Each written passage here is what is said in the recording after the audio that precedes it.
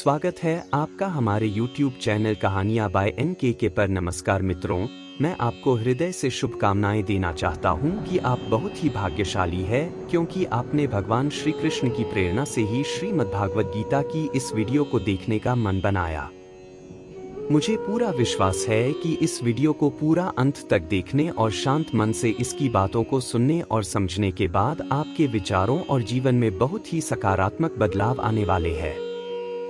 मित्रों, अगर आप इस बहुमूल्य ज्ञान का लाभ अधिक से अधिक लेना चाहते हैं तो पूरा अंत तक सुने। हर रोज सुबह और रात को सोने से पहले जरूर सुने और दूसरों को भी सुनाएं, क्योंकि जिस तरह खुशियां बांटने से बढ़ती है, उसी प्रकार इस गीता ज्ञान को आप जितने ज्यादा लोगों के साथ शेयर करेंगे, उतना ही आपको लाभ होगा।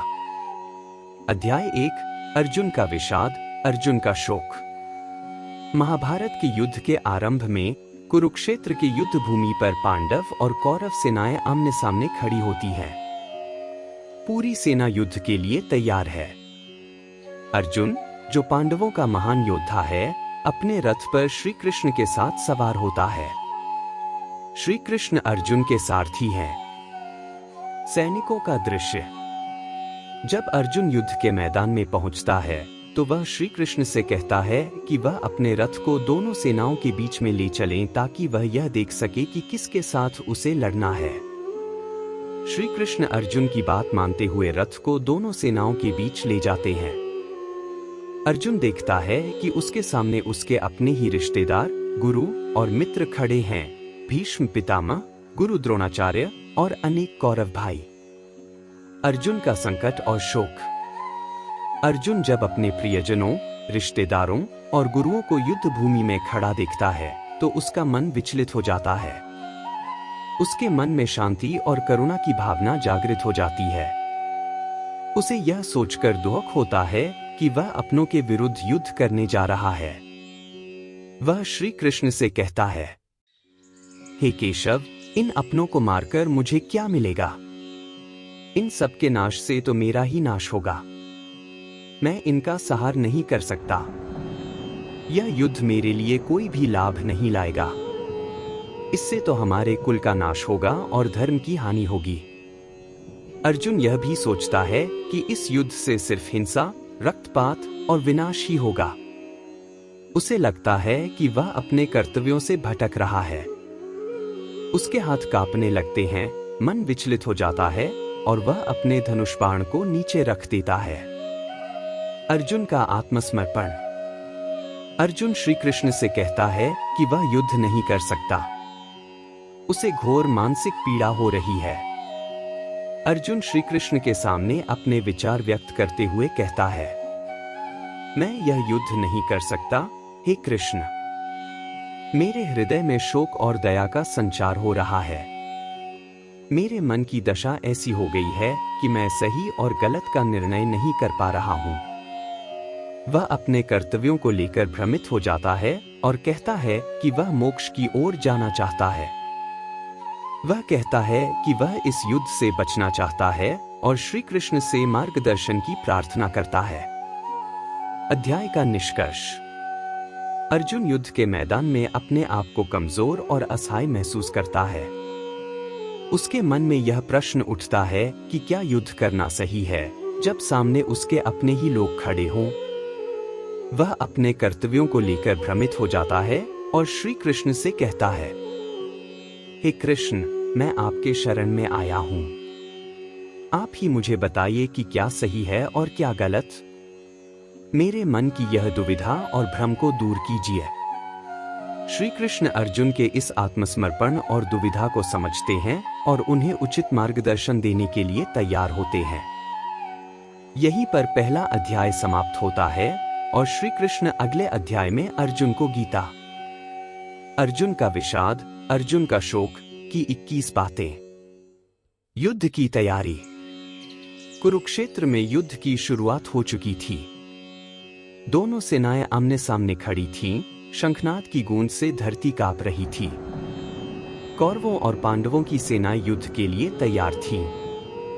अर्जुन ने श्री कृष्ण से कहा, हे माधव, मेरा मन अशांत हो रहा है। मुझे युद्ध की वास्तविकता समझ में नहीं आ रही है। रथ को बीच में ले जाने की प्रार्थना। अर्जुन ने अपने सारथी श्री कृष्ण से कहा, हे गोविंद, मेरे रथ को दोनों सेनाओं के बीच ले चलो ताकि मैं देख सकूं कि मेरे विरोधी कौन कौन हैं और किन किन के साथ मुझे युद्ध करना है। अपने ही कुल के योद्धाओं को देखकर जब अर्जुन ने अपने सामने कौरव सेना को देखा तो उसने अपने दादा भीष्म पितामह, गुरु द्रोणाचार्य और अपने चचेरे भाइयों को देखा। उसका मन दुखी हो गया। उसने श्री कृष्ण से कहा, हे केशव, ये सभी मेरे अपने हैं। इनका वध करके मैं कौन सा सुख प्राप्त करूंगा? अर्जुन की करुणा। अर्जुन के मन में अपने प्रियजनों को देखकर करुणा का भाव जाग उठा। उसने कहा, हे कृष्ण, मैं अपने ही परिवार और रिश्तेदारों को मारकर कैसे प्रसन्न रह सकता हूं?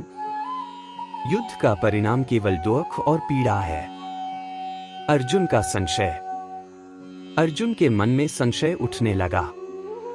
उसने सोचा कि युद्ध करने से केवल विनाश ही होगा। उसने श्री कृष्ण से कहा, हे माधव, मुझे यह समझ में नहीं आ रहा कि मैं अपने ही परिवार का विनाश क्यों करूं? कुल धर्म का नाश। अर्जुन ने श्री कृष्ण से कहा, हे गोविंद, इस युद्ध से हमारे कुल का धर्म नष्ट हो जाएगा। परिवार की परंपराएं टूट जाएंगी और अधर्म फैल जाएगा। ऐसे में यह युद्ध धर्म का नहीं बल्कि अधर्म का प्रतीक बन जाएगा। धर्म और अधर्म की उलझन। अर्जुन ने कहा, हे कृष्ण, यह युद्ध धर्म और अधर्म के बीच का है, परंतु मैं नहीं समझ पा रहा हूं कि धर्म क्या है और अधर्म क्या। मेरे मन की यह उलझन मुझे युद्ध करने से रोक रही है। आत्महत्या का विचार।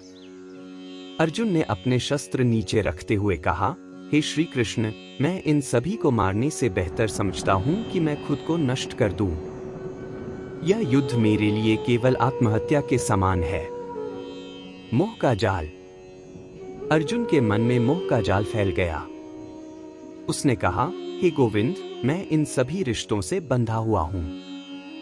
मैं इन्हें मारकर कैसे जीवन जी सकता हूं? मुझे ऐसा लगता है कि मेरे हाथ पैर बंध गए हैं और मैं कुछ करने में असमर्थ हूं। अर्जुन का आत्मसमर्पण। अर्जुन ने श्री कृष्ण से कहा, हे केशव, मैं पूरी तरह से आपके शरण में हूं। आप ही मुझे इस अंधकार से बाहर निकाल सकते हैं। मुझे बताइए कि मेरा धर्म क्या है? युद्ध से भागने की इच्छा। अर्जुन ने कहा, हे माधव, मैं इस युद्ध को छोड़कर वन में जाकर तपस्या करना चाहता हूं। मैं किसी का वध नहीं करना चाहता, न ही मुझे राज्य का मोह है। प्रियजनों का मोह। अर्जुन ने कहा, हे गोविंद, ये मेरे अपने हैं, मेरे गुरु, मेरे बुजुर्ग। मैं इनका वध करके कौन सी महानता प्राप्त करूंगा? इनका वध करना मेरी आत्मा को कचोट रहा है। युद्ध का परिणाम। अर्जुन ने कहा, हे कृष्ण, इस युद्ध से केवल बर्बादी ही होगी। परिवार के सभी पुरुष मारे जाएंगे और परिवार की महिलाएं विधवा हो जाएंगी। इसका परिणाम केवल अधर्म होगा। अर्जुन की दया। अर्जुन ने कहा, हे केशव, मेरे मन में इन सभी योद्धाओं के लिए दया का भाव आ गया है। मैं इन्हें मारने से बेहतर समझता हूं कि मैं स्वयं मर जाऊं। अपने कर्तव्य की भूल। अर्जुन ने कहा, हे माधव, मैं अपने कर्तव्य को भूल चुका हूं। मुझे यह समझ में नहीं आ रहा कि मुझे क्या करना चाहिए। कृपया मुझे मार्गदर्शन दीजिए। अर्जुन का शोक। अर्जुन ने कहा, हे श्री कृष्ण, मेरा मन शोक और दुख से भर गया है। मुझे यह युद्ध केवल विनाशकारी लगता है। कृपया मुझे इस शोक से बाहर निकालिए। धर्म का पालन। श्री कृष्ण ने कहा, हे पार्थ, तेरा कर्तव्य तुझे युद्ध के मार्ग पर खींच रहा है। यह समय मोह और शोक का नहीं है। धर्म का पालन करना ही तेरा सबसे बड़ा कर्तव्य है। आत्मा और शरीर का भेद। श्री कृष्ण ने कहा, हे अर्जुन, तू शरीर का मोह कर रहा है। आत्मा तो अमर है, शरीर नश्वर है।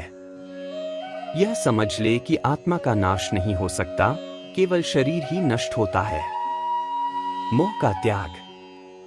श्री कृष्ण ने अर्जुन से कहा, मोह और माया का त्याग कर अपने कर्तव्य का पालन कर।